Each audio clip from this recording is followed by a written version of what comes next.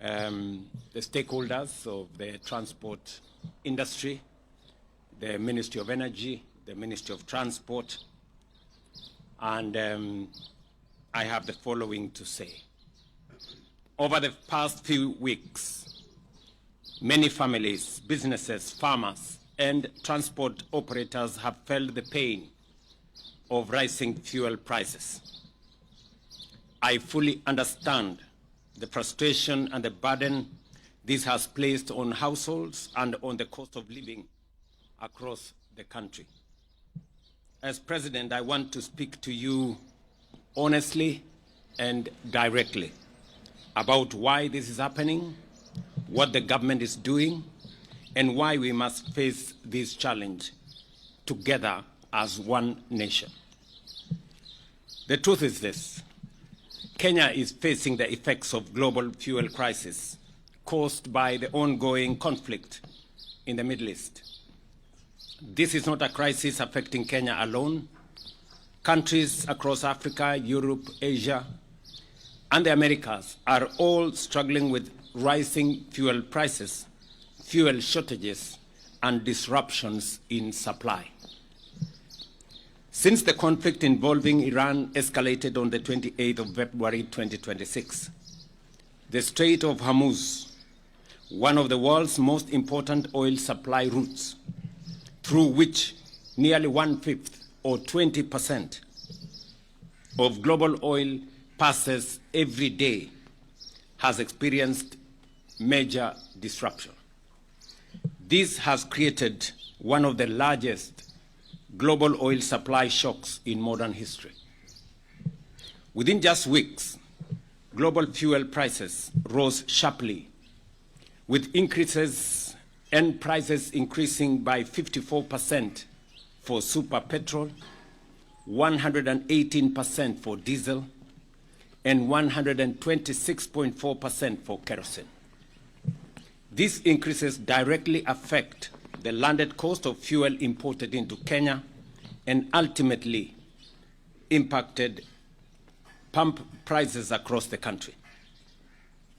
The World Bank now projects that global energy prices will rise by 24% in 2026 alone, while the International Energy Agency has warned that global market may remain undersupplied until late 2026 or beyond.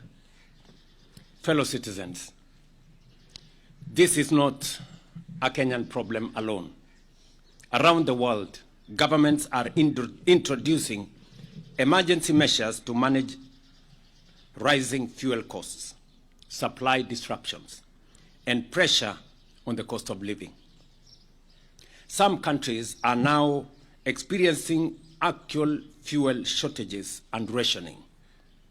Others have encouraged citizens to work from home in order to reduce fuel consumption, while some have reduced working days. Our priority as government has therefore been twofold. First, to ensure that Kenya continues receiving stable fuel supplies across the country. And secondly, to cushion Kenyans as much as possible from the full impact of this global crisis. Kenya imports all its fuel from the Gulf region. Therefore, when global oil prices rise, the impact inevitably reaches us here at home. The current fuel prices reflect the global reality. We recognize that these increases are painful and carry serious consequences for transport costs, food production, business operations, and the overall cost of living.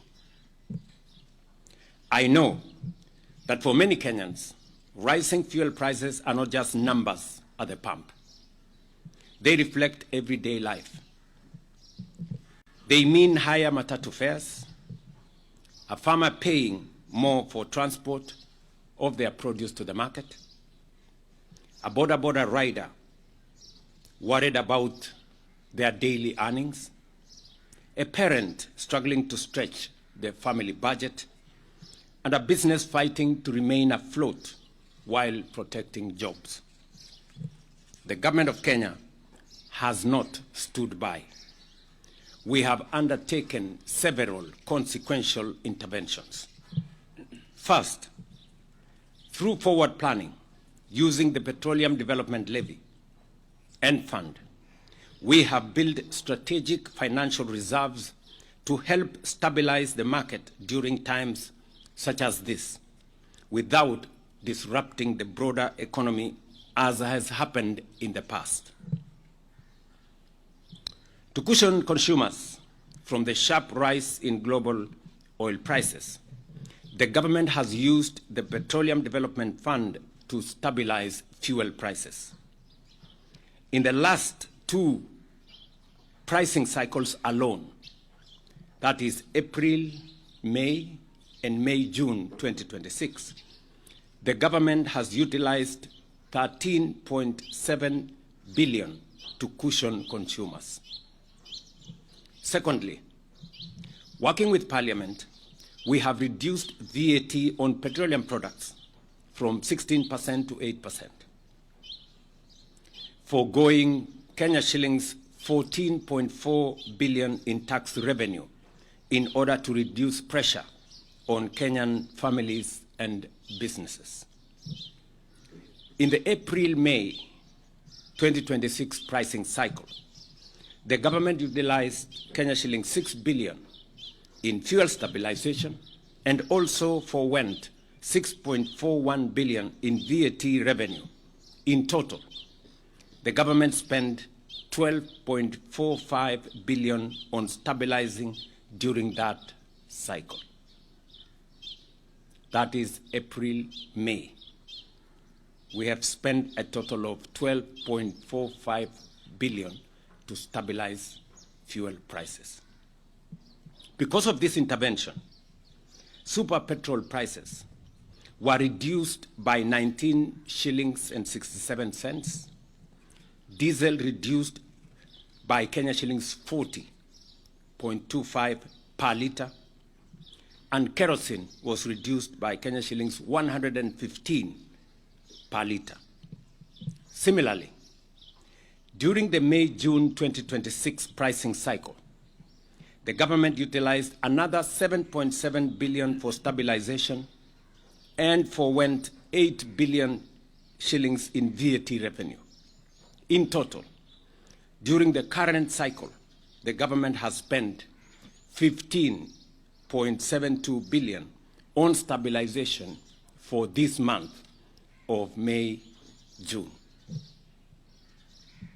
As a result, super petrol prices were reduced by 15.87 shillings per litre, diesel reduced by 44.89 shillings per litre, and kerosene reduced by 78 shillings per litre. Just for context, without government intervention during this cycle, super petrol would today have retailed at Kenya shillings 230 shillings per litre instead of the 214. Diesel would be retailing at 277.75 shillings per litre instead of the current 232.86 shillings per litre. And kerosene would have retailed at 270 shillings per litre instead of the current 191 shillings per litre. Taken together, across April, May, and May-June 2026 pricing cycles, the government has spent a total of 28.19 billion on fuel price support through direct stabilization measures and tax relief interventions. These interventions have protected millions of Kenyans from even more severe economic hardship. I have further directed, after consultations with the leaders present here from the transport sector, and we had many hours of consultations with them yesterday. I have directed that in the pricing cycle, next pricing cycle, we are going to further reduce the price of diesel by a further 10 shillings for the June-July cycle to help stabilize pump prices and provide additional relief to consumers.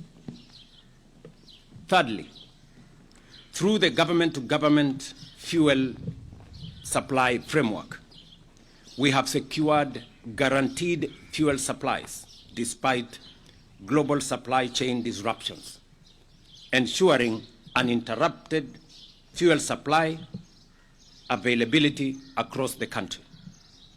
The arrangement has stabilized fuel pricing compared to the old spot market system, where prices fluctuated sharply every month. Before the G2G arrangement was introduced in 2023, oil importers faced intense pressure to secure US dollars within short timelines, driving rapid depreciation of the Kenya shilling and threatening fuel supply stability. By easing pressure on foreign exchange demand and ensuring predictable supply terms, the framework has protected the economy during the crisis as the one we have now. Without it, the country's situation, I tell you, would be much worse. And I want you people to talk to oil marketers. They will explain to you the kind of situation that was there in 2022 when we had a crisis like the one we have. Without a guaranteed supply, without the framework we have built, there would be a major crisis of foreign currency and there would be a major crisis of supply. The G2G arrangement has guaranteed supply even when we have disruptions, and has also made it possible for us to pay on terms that does not put pressure on our dollar reserves. I know there are those who are trying to turn this global crisis into politics. People seeking to exploit public pain for political gain, making reckless claims and pretending there are easy options. But leadership requires honesty, not political opportunism or playing populist politics. The reality is that no country can completely escape the global oil shock of this magnitude. Even advanced economies with far greater financial resources than Kenya are facing similar challenges. There are those asking government to remove all taxes and levies on fuel immediately. But we must ask ourselves honestly, if we stop collecting these revenues entirely, what public services shall we stop funding? Do we go back to the spectacle of stalled road projects that had become a hallmark across our country? Do we stop the fertilizer subsidy that is enhancing food security? Do we cut the security budget that helps us secure our borders, combat criminal gangs, and protect citizens? Surely, our hospitals and schools must continue to function, and we must continue to fund them. These are not easy decisions. Leadership requires us to make responsible decisions not only for today, but also for the long-term stability of our economy and our country. Because we do not know how long this crisis will continue, or whether prices may even rise further in the months ahead, we must act with care, responsibility, and sustainability in our mind.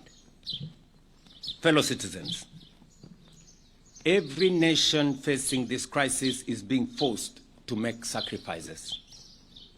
Kenya, too, is making sacrifices, but they must be fair, responsible, and sustainable. Our responsibility as government is to solve today's problem without creating a bigger problem tomorrow. Our duty is to protect Kenyan families today while ensuring long-term stability of our economy.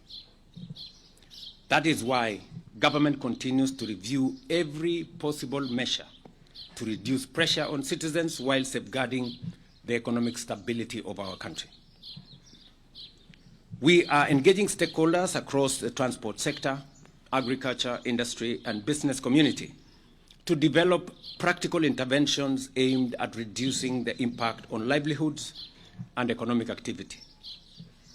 This crisis is also a reminder that Kenya must never remain permanently vulnerable to external oil shocks and conflicts happening thousands of kilometers away from our borders. Therefore, the Government of Kenya, working together with our East African partner states and the private sector, is determined to bring into production our oil reserves and resources in Turkana and across the East African region, alongside the development of a regional refinery to reduce our vulnerability to disruptions beyond our control. And that is why I have, in the last 6 months, engaged my colleagues in the East African region to bring all our efforts together so that we can use the resources that we have in our region to industrialize our region, but also to build the necessary resilience by having our own refinery in this region. That is work in progress, and I will be briefing the country as we move along. Equally, we are accelerating investments in renewable energy, electric mobility, modern public transport, and energy security infrastructure so that future generations of Kenyans are less exposed to global fuel instability. We must embrace electric vehicles as a first step, and the government has already ordered 3,000 electric vehicles through the Ministry of Interior for use by our security and administration officials. I am also making a declaration that the first 100,000 electric vehicles to be imported into Kenya, whether for public service or private use, will be duty-free, even as we continue to work with private sector for investors in the electric vehicle manufacturing to establish production facilities in Kenya. This is not only about overcoming the current crisis, but also about building a more self-reliant, resilient, and economically secure Kenya for generations ahead. I, however, wish to assure the country that there is no fuel shortage in Kenya.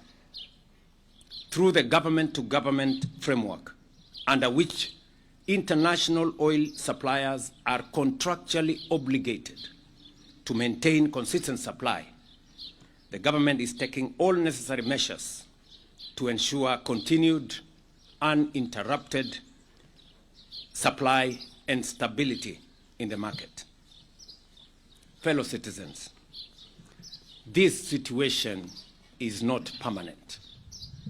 We have overcome many challenges before, including droughts, floods, terrorism, and the COVID-19 pandemic, including other global shocks. Each time, we prevailed because we stood together as one people. I therefore ask all Kenyans to remain calm, patient, and united. To every mother worried about tomorrow's food prices, every worker wondering how they will afford transport to work, every trader struggling to keep a small business alive, and every young person anxious about the future, I want you to know that the government of Kenya, your government, sees your struggle and stands with you. To our transport operators, drivers, and logistics workers, some of them represented by the leadership here, we hear your concerns. We respect the important role that you play in keeping our economy moving, and we will continue engaging you to find practical solutions. No Kenyan should feel abandoned at this point in time. And so, after extensive consultations with stakeholders across the transport sector, a number of critical concerns and proposals were raised regarding livelihoods, operations, and sustainability of the industry. Consequently, the government has agreed on the following measures. The Ministry of Transport will engage financial institutions and the banking sector to provide a platform for transport operators to address the financial challenges arising from the current crisis, including the possibility of temporary relief on lending terms within the sector. Many of the good people standing behind me have vehicles, transport vehicles on loan from some of the financial institutions.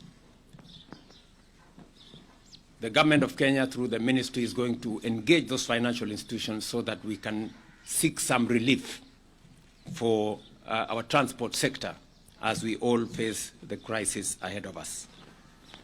Number two, the Ministry of Transport will work together with Insurance Regulatory Authority to engage stakeholders and address concerns relating to insurance claims affecting public transport operators.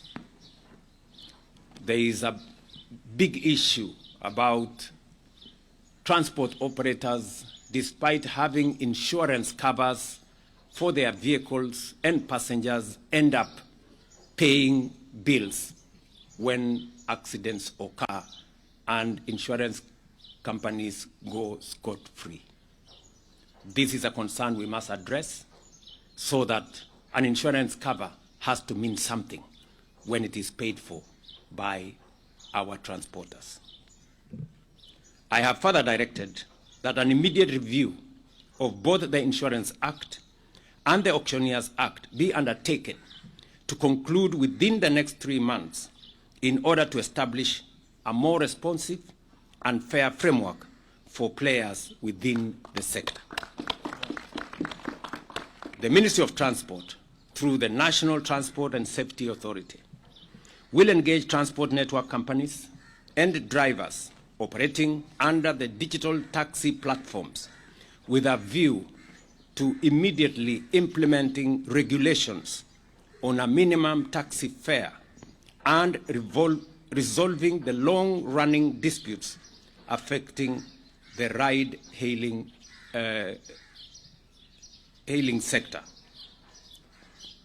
The people in that space sometimes work for 16 hours to be able to make ends meet. There is need for urgent regulations that have already been developed, and I have instructed the ministry to work with the stakeholders to make sure that those regulations are implemented so that we can streamline the whole digital taxi platform. Recognizing the important role of creativity and self-expression within our transport culture, I have also directed the NTSA to facilitate an enabling environment for matatu operators to continue utilizing artwork and graffiti on their vehicles in a manner that upholds safety and respect for other road users. The industry is telling me that they have been told they must remove all graffiti from their matatus. And I'm asking myself, why? the government will continue engaging stakeholders across the transport sector to develop practical and sustainable solutions that protect livelihoods and support economic activity. I therefore ask all Kenyans to remain calm, patient, and united. Let us reject division, fear, and misinformation. While every citizen has a right to express their concerns, collectively, we must reject hooliganism and all forms of violence that lead to the loss of lives, property, disrupting livelihoods, and undermining our economy. Let us use fuel responsibly, support one another, and protect our economy during this period. We will continue keeping the nation informed and doing everything possible to protect Kenyan families, businesses, and jobs. We must confront this challenge in the same spirit of unity, resilience, and national resolve that has carried Kenya through difficult moments before. Ladies and gentlemen, I know together, united, we shall overcome. May God bless you, and may God bless the Republic of Kenya. Asanteni sana. Naamini taarifa hiyo niliyotoa kwa niaba ya serikali baada ya mazungumzo na hawa viongozi wa sekta yetu ya uchukuzi ama transport. Tumefanya mkutano jana jioni wa muda, na tumekubaliana ya kwamba mahali tulipo leo kama taifa ni sote sisi tuungane, tushirikiane na tufanye yale ambayo yatasaidia kuhakikisha kwamba biashara zetu zinaendelea, maisha ya Wakenya inazidi kuendelea mbele pasipo na matatizo yale yalipo, lakini kwa pamoja tukiungana tunaweza kukabiliana na matatizo haya. Nimewashukuru viongozi hawa kwa kushirikiana na serikali na kufanya kazi pamoja na sisi kutafuta suluhisho ya yale mambo ambayo yako katika wakati huu, hasa kwa sababu ya matatizo ya bei ya mafuta kupanda kwa sababu ya vita zilizoko sehemu zingine. Na nimewashukuru hawa viongozi kwa kujitolea na kuungana pamoja na sisi kutafuta haya interventions ambayo tumekubaliana pamoja na wao. I want to thank the leadership here of the transport sector for their patriotism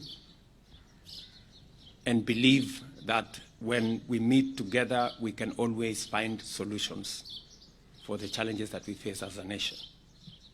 And therefore, thank you very much to all you guys, to the ministers who are here, who have engaged on this matter. And as I have said, we will continue to inform the country as we take steps. We are also pursuing dialogue and diplomatic means in the international community to try and bring this whole situation to a stop so that we can continue our lives. And we are hopeful that the days to come are going to be better than where we are today. So asanteni sana. Sijui kama ndugu zetu, somebody wants to say something? Thank you very much, Your Excellency. Ours is to say that I would like to first start by apologizing to the country for the time that we went on strike. Ours, we said the vehicles stay at home, but we realized goons infiltrated and some maybe political interests came in and people lost their vehicles. people lost schools were vandalized and other institutions. That was not us, and that's why we saw it best to go for negotiations. And as a result of the negotiations, His Excellency has been kind enough to give us what we've cried for since independence, the review of the insurance. So I will not dwell to what the Excellency talked about. The auctioneers, everybody who has a vehicle knows what is happening to us. We've lost more than enough. People have died because of stress and pressure. Na yetu ni kushukuru kwa sababu we've moved a step in the best direction as an industry. Lastly, there were many things that we discussed. We've been given CS for transport, so that we go and complete all the other pending issues. We've maybe he did not have enough time to talk about it, His Excellency, but the buses were being disturbed, and they have been waived from going to way bridges, okay, and many other things. So ours is to say that we go to work, and we hope that by the next cycle, we will get even better than the 10 shillings. So thank you very much, Your Excellency. Thank you, His Excellency, the President of the Republic of Kenya. As the transport sector, we are happy with what you've come up with, and we are going to support the government. The government belongs to us. We want to thank the governor of Nairobi, because we know that the county of Nairobi lost a lot of money, and we agreed with him that we have to work together to make sure that everything is going to work. So we want to thank the government. We want to thank the president. We know he has sorted out a lot of our issues, which has been pending for long.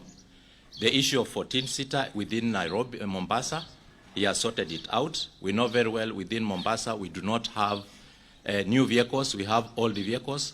We know what has been happening. Our people has been taking vehicles from Somali and Tanzania, the old vehicles, to bring them here. They are not paying duty. So we welcome that, His Excellency. We are going to work with your government. We, all of us, we are Kenyans. We want peace in this country, and we want to be united so that we can move forward. When the president talked about Singapore, to me, I've seen it's a reality. So let's put politics aside. Politics will come 2027. Let's build our country. Thank you.